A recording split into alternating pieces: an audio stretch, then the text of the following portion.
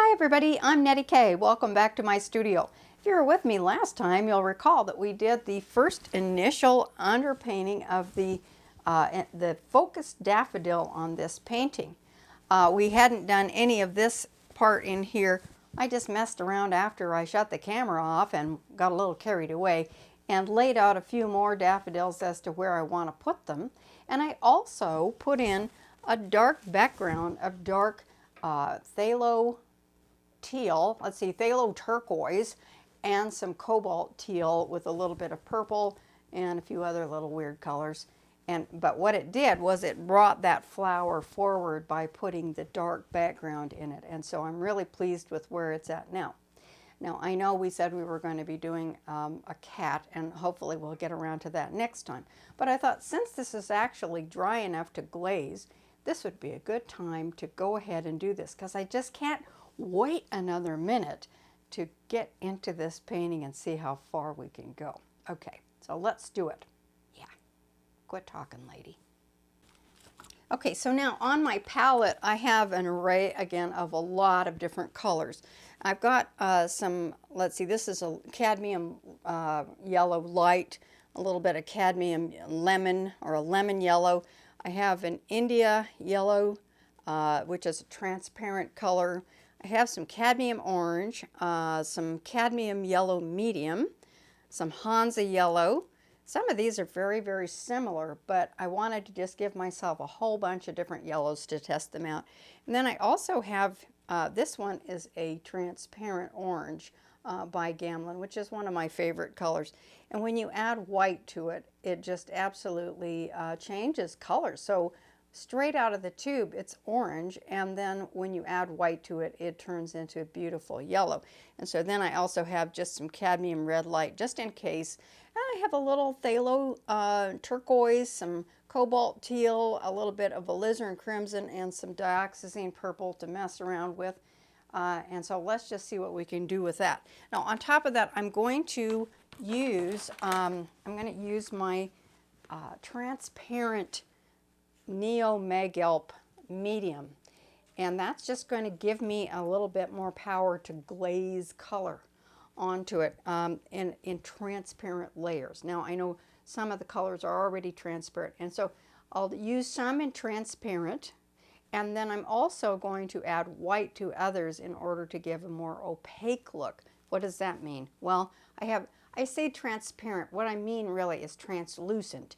Translucent means that light can shine through it. Transparent means it's like glass, like a glass window. Okay, that's a little different. This is kind of one of those things that gives me a translucent color to where I can see other things through it. And so that's what I use that for. Plus, it also gives it a nice bit of gloss in the end. Ooh, that's nice. So when I add white to any color, it makes it opaque, meaning you cannot see through it. Opaque means you can't see through it. Okay, so let's go. I'm going to pour some of that out in a pile. Okay, so we've got our Neo Magelp laid out onto the palette. Okay, here's my Neo Magelp. I'm going to put in, that's Indian yellow up here.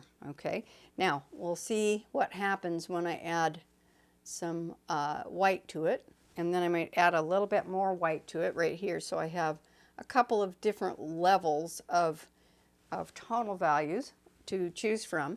And I'm going to wipe that off a little bit. Then I'm going to come down. Let's see what the difference is between transparent orange and Indian yellow. I'm not real sure that there's too much difference, but maybe there is. Oh yeah, there is. This is definitely more in the orange family, but the more white I put to it, the more peachy and orange, or more yellowish it looks. And then let's try a little bit of this cadmium yellow medium. I like that. And we'll put in some white with that and see what color that is. You know, every different color that we use has got, you know, you think about your basic primary colors. Well, there are so many different shades and tones and different yellows and blues and reds. So play around with them and get to know them a little bit as you paint. and it'll just open up your world a little bit. Okay, I'm not going to be able to hold this the whole time, but I did want to show that to you. Okay, so now I'm going to wipe off my brush, and just for the sake of learning about glazing, I'm going to pop this over just a little bit like that. I think I need a new paper towel. Ooh, getting too much paint on my hands. Now, instead of using any of the paint with the white in it, I'm going to go into my my little gel of Neo Magilp, and I want to, this time I'm going to take a little bit of the Indian yellow with the medium, and I think I want to come back in and just give this one more little hit of that Indian yellow that is just, so it will look a little bit, it's orangish, but it will take away that feeling that it's kind of in the brown that we ended up with this last time. So that's nice, and it kind of sucks it down into the flower there. I also need to get my photograph or I won't know what I'm doing. Okay. And have I got it? Yes. Okay. There we go. Now this up here is the part where we'll put in a little bit more of the Indian yellow down here, so it looks at least in the yellow family instead of the brown. It's in that orangish thing, and I want to kind of come in here a little bit. I'm not being super careful. I'm just throwing in a little bit of that transparent color, and then I'm going to put a little more over here. You can tell that's really, really orangish looking.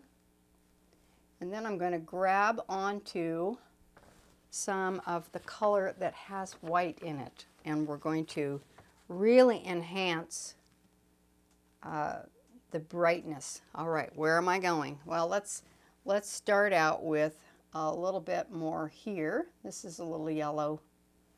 That was a little bit too white, and now get a little bit more. So our second layer of yellow is really punching up that beautiful, that actually looks yellow. Hello. Yeah, it wasn't looking much like yellow before, so we'll just put in wherever I see that kind of nice bright yellow. Isn't that nice? And a couple little doodads over there. So it's beginning, let's see, it's beginning to look a little bit more yellow, and then I'll streak a little bit going into the flower, just a tiny bit, so it doesn't look like it's separate from the flower. And then I'll also take a little bit of that light yellow and punch up the little dots on the stamen on there. All right, that looks much more yellow. Okay, now we're going to come in with a couple of different yellows on my brush with some white, and I want to go right up here. This is going to be really quite dramatic, I hope.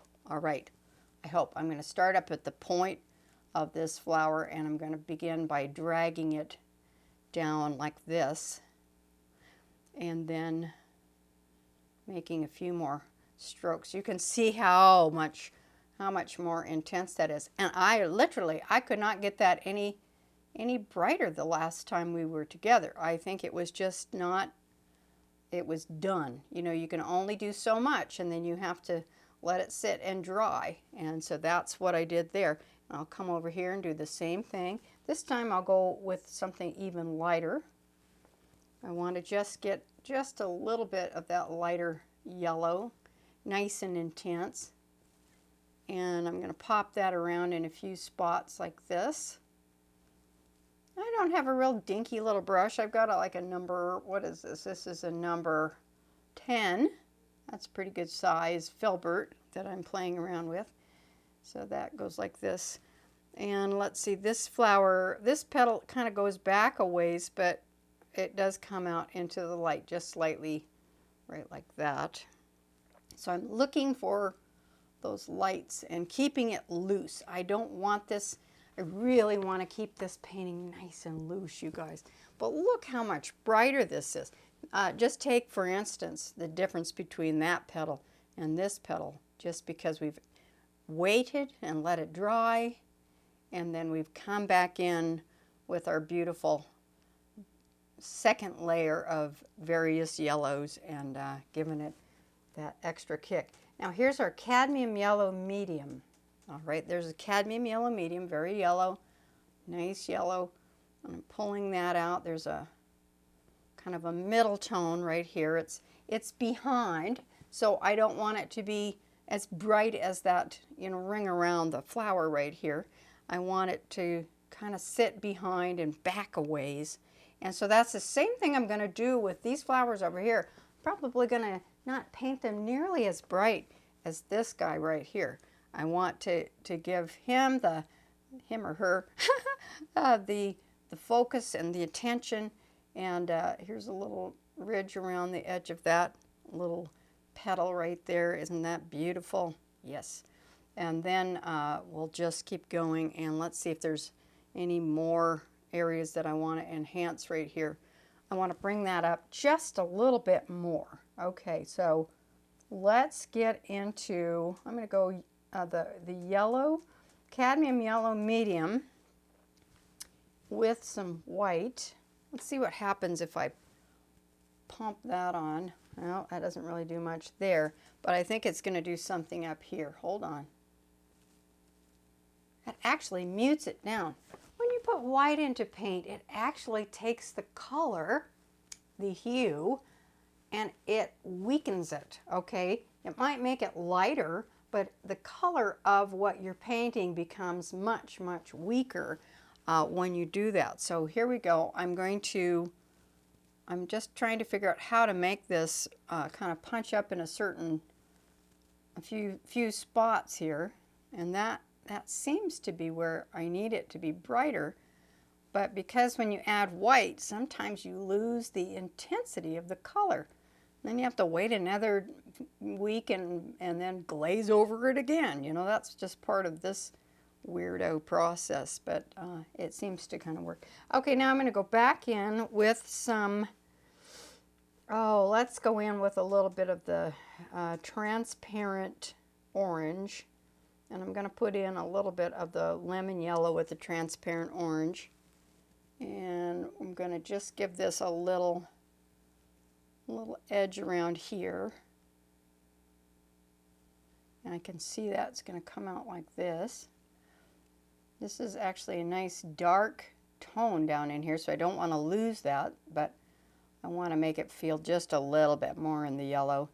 I think we have some purple in here, so make sure you go back and watch that first one on the structure of the daffodil there. And I think I'd like to make that just a little bit more in that orangish color. Yeah, that's better. I want the tonal value darker than what's in front of it, but I don't want to make it too orange because it's a yellow daffodil. Okay, yeah. That's a little bit too. You can use lavender in some of the shadows, but if you overmix it, it's going to turn it brown. Don't forget, if you overmix purple with yellow, this is why I haven't got any purple on it right now. I'm just going into the oranges right now. But if I go into the purple and I mix it in with the yellow, it's going to turn it brown. So I got to be a little bit careful with that. That's why we do some of this stuff in layers. That's for sure. Okay. So anyway, that's this one. And let's go in again a little bit with that darker. That's a little bit on the orange side here. Let's see. How am I going to? I'll probably mute that out with a little bit of lavender. Let's go in with tiny. I've got to be careful with this. I'm going to add just a little bit of, let's see, a little bit of alizarin crimson to this color, just a tiny bit, just to darken it up, just a little bit up, a little bit too much. I'm going to wipe that down.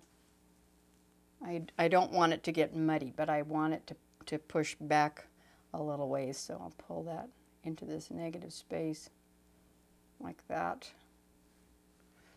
and step back, and now I'm going to stain it a little bit just by rubbing that in, and then I'm going to wipe off my brush one more time, and go back into the cadmium yellow medium and give it a little bit more of the yellow color rather than that red.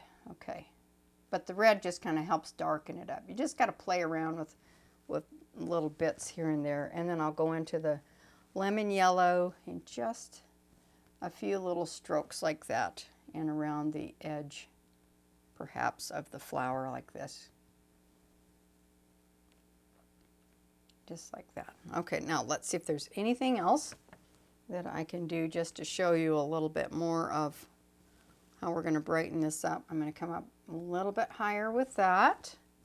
Our lemon yellow, a touch of white. I want to get this even brighter. I've just got to see if I can figure it out. Lemon yellow with white. It's funny how you think you've got it as light as you can go and it just doesn't go there. And that's why you can do a black and white drawing or painting in tones and then glaze over the top and get some pretty cool effects too.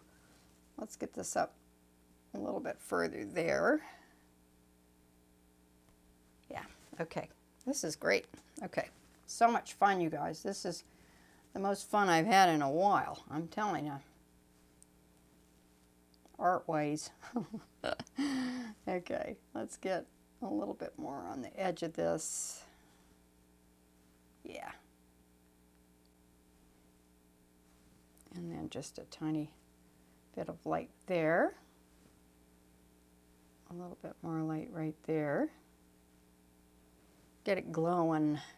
A little glowing. Wow.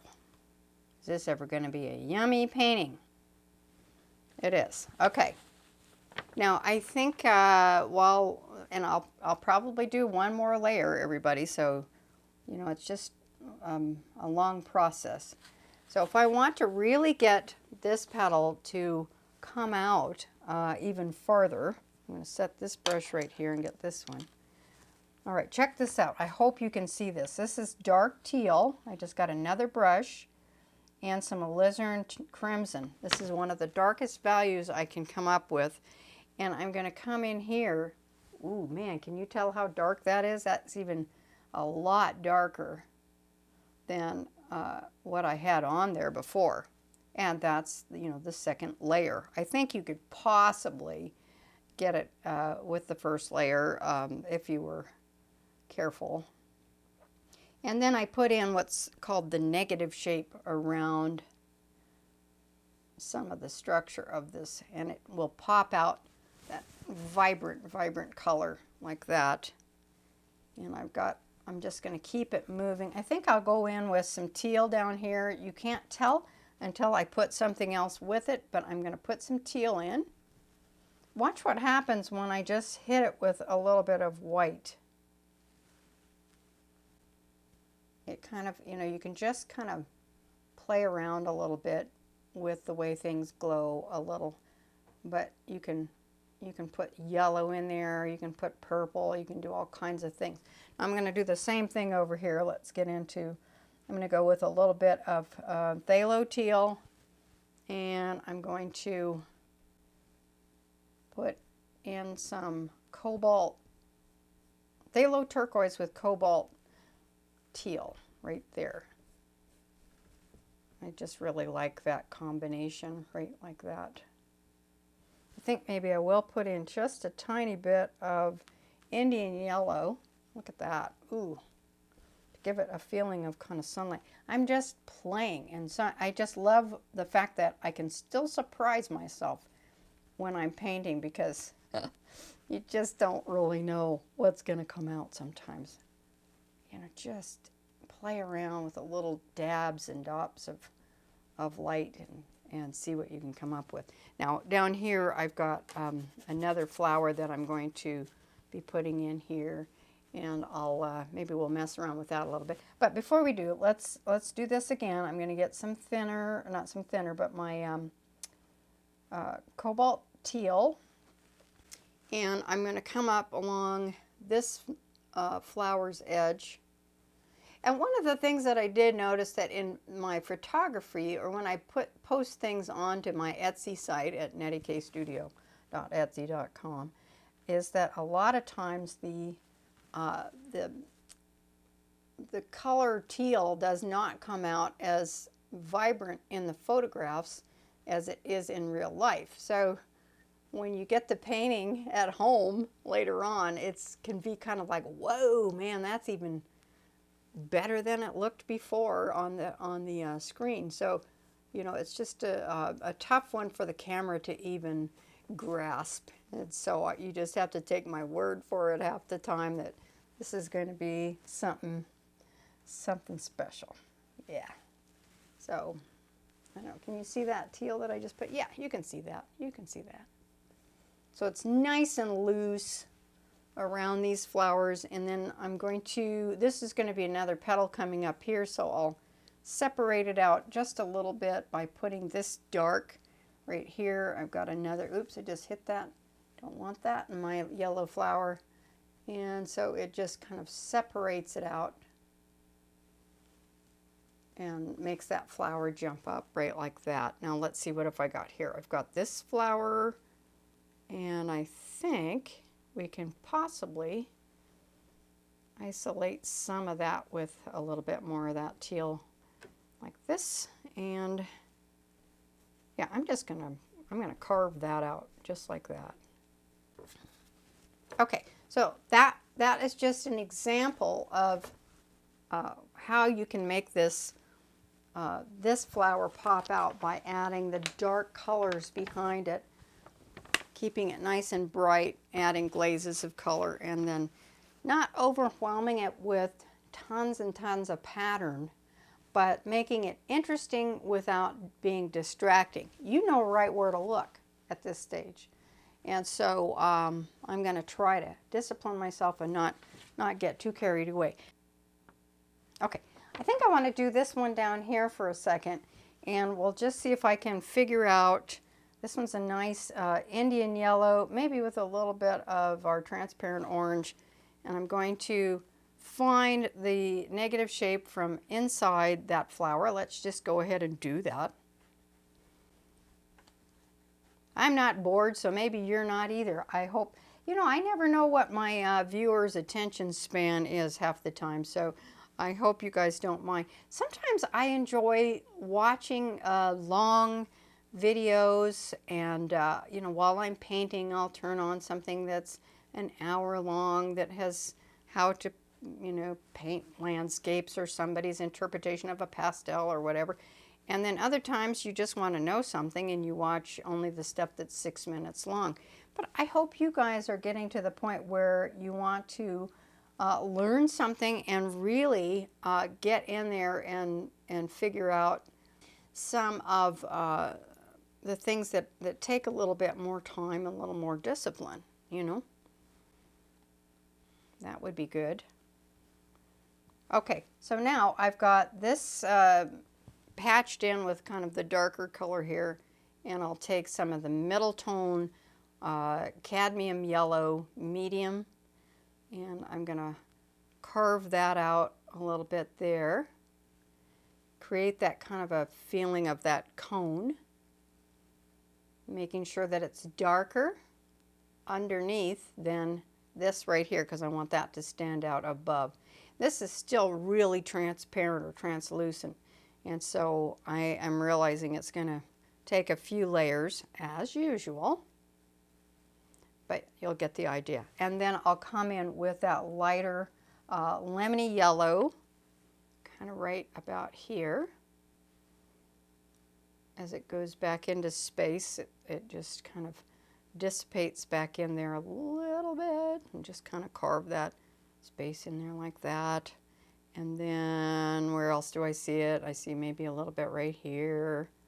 It kind of comes in, and some down here on the bottom of this. And then it begins to kind of give that cone feeling, because it's nice and dark as it goes back up into there where the little bees go in and do all their little pollinating.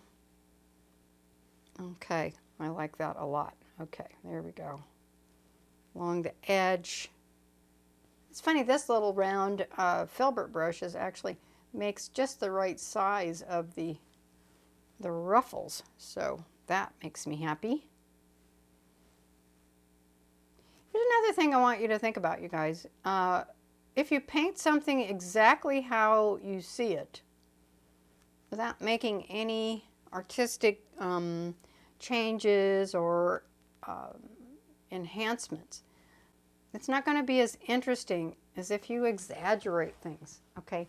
When I take a flower and I paint it 3 times as big as it really is, it's a lot more exciting than just looking at one little flower, because we're used to looking at the little flowers. But when we do anything, when it comes to landscape or whatever, you want to not paint what you see. You got to learn how to paint what you see to start with. But don't just rest on that and paint what you see, but paint what you want to see, okay? If you want to see brighter color and it's not in what you're looking at, put it in anyway, you know? It's your painting, and if you're bored with it, guess what? Your viewer's going to get bored with it, and you're not going to sell it. Oh, but it's so accurate. Well, accurate is one thing, but interesting is another, all right? So make sure it's interesting. Okay, I'm going to come around here, correct that, overlap it, make sure it's nicely overlapping, and then this is going to be darker, of course, underneath. So now I'm going to darken this underneath this petal. I'm going to put that right under there and drag it forward. Yeah, that makes that pop right out, doesn't it? That's great. Okay. And then this will have another petal that kind of comes out like that. Wow, I love the way this is glowing, don't you? Ooh, man, that looks good. Okay, all right. Anybody want to see another one? Okay, let's do it. All right. Okay, how about this one over here? Let's get this guy. I'm going to put that into this is the transparent orange, and I'm going to move it up into Indian yellow. Pull that in. It's nice and dark. And I want to do a little bit of medium on there. Go back into the Indian yellow and make that dark, because I don't want, again, I don't want any of the flowers to be really brighter or stand out more than this one. How many times do I have to say that? And the reason I'm saying that is because I want to keep reminding myself not to do that, not to accidentally exaggerate one of the other flowers to the point that that one is not the lady of the dance. So, what did Helen Van Wyck? She used to say something very, very old-fashioned. She'd say, you know why a lady, I think she would say, you know why a lady in a red dress is so beautiful at a cocktail party? And you go, well, why? It's because she's the only one. Okay. Meaning, if you have 10 ladies in red dresses, or 10 ladies in black dresses, or whatever, if you have 10 ladies in red dresses, you're not going to see any of them individually. So that means you have to reserve some of the focus on one of the ladies and not all of the ladies. It's such a sexist thing, isn't it? Anyway, that's crazy. But you want to have something that your eye is focused on, and not everything. This is probably the biggest mistake. I'm going to confess right now. It's the biggest mistake that I make in my art, okay, is to have the focus all over the entire canvas and not, I just love color so much that I just want to cover the whole canvas with color, and I don't bring one thing forward. And so sometimes they're a little bit hard to live with when you have that much color all the way across the canvas. So let's all learn together how to make one thing the focus and push everything else in the back a little bit a little bit backwards. Okay, so got a little bit of this glowing this direction, like this. This has got a funny little petal going a little bit weird there. And then there's another little one that kind of comes out like this, like that. There's just a tiny bit of a light right there, but if I make this part, for instance, if I make that lip of that flower as bright as this one, I'll lose my point of focus over here. So that's what I'm trying to say. I might a little bit on this side and just a tiny bit, but not sharp, and certainly not as bright or as sharp on there. Okay. Good. Okay, well, I hope you guys have learned something important today when it comes to glazing layers of translucent color over a dry underpainting in order to get that intensity that you're looking for and that luminosity when you're using a translucent color. There are many colors that are translucent, and you should be able to figure it out by taking a stroke of paint across your palette and saying, can I see the wood grain underneath that? Ooh, if you can, it's a translucent color. There are many blues that come in translucent colors, many yellows, and even reds that are translucent. So when you get to that point where you kind of understand what they are, know that when you want that intensity, you're going to have to do it in layers and allow the layers to dry in between. Whew, that's a lot to take in. So the second lesson we learned today is that we need one point of focus and everything else around it is diminished. Okay, and what does that mean? Well, it means a lot of things.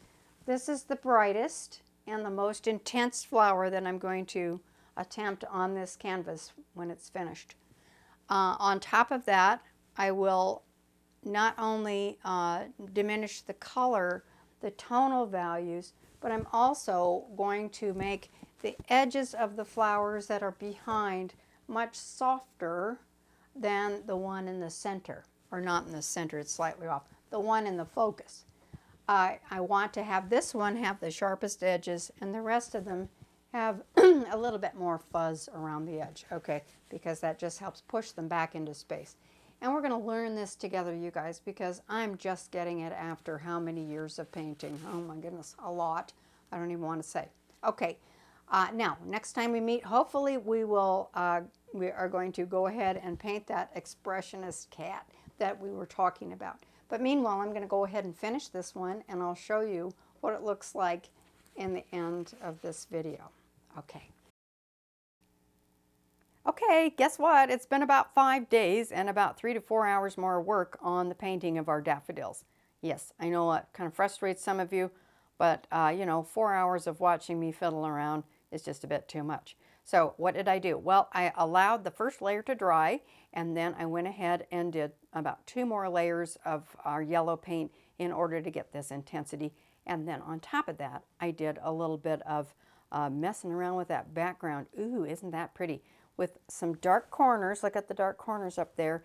And then on top of that, I put in some light teal, some cobalt teal into the mix, kind of swirled it around with a little brush, and that's how I got that. So there's some purples, some teals, and some turquoise that goes into the background like this, plus the little stems and that sort of thing. So I hope you enjoyed this one, and next time we meet, we're going to be doing an expressionistic cat. I'm very excited about that. It's going to go really fast, and I hope it'll help you to loosen up a little bit. And if you get a little bit of an extra time and you're interested in some of the other things that I'm up to, I just did a special interview with my husband on McCall College YouTube. So go on to youtube.com/McCall College, one word, and you will be able to find some of our videos that we just produced for the pandemic. Okay, that's what we just did. So anyway, that's just some other stuff that you can enjoy. So I hope you do that. Go on and let me know if you did. Okay? All right. Love you guys. See you next time. Bye-bye for now.